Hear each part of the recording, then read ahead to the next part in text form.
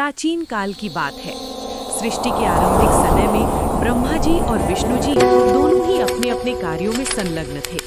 ब्रह्मा जी सृष्टि की रचना कर रहे थे और विष्णु जी उसका पालन कर रहे थे। धीरे धीरे उनके मन में ये विचार उत्पन्न हुआ कि सृष्टि में उनसे श्रेष्ठ कौन है। यही विचार आगे चलकर अहंकार का रूप ले बैठा।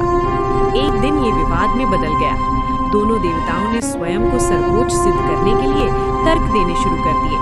तभी आकाश और पृथ्वी के बीच एक अत्यंत तेजस्वी, अनंत और दिव्य प्रकाश का स्तंभ प्रकट हुआ।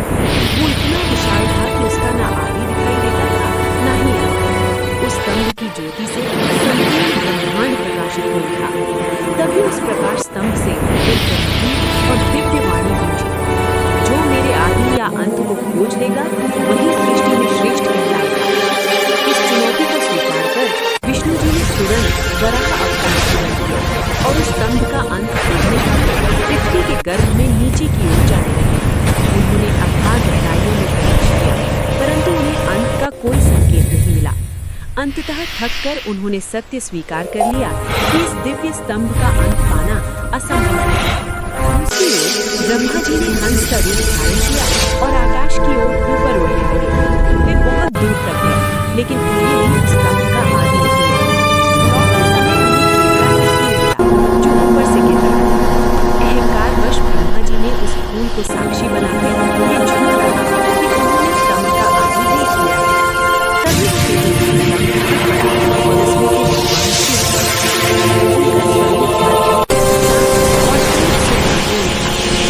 ब्रह्मा जी के झूठ को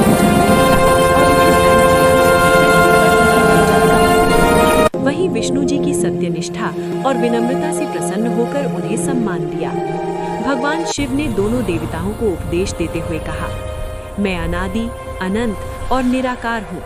अहंकार से नहीं, सत्य और भक्ति से मुझे पाया जा सकता है। मेरी उपासना शिवलिंग के रूप में की जाएगी, जो मेरे निराकार स्वरूप का प्रतीक है। उस दिन से शिवलिंग को अनंत ब्रह्म, सृष्टि के मूल और परम सत्य का प्रतीक माना जाने लगा।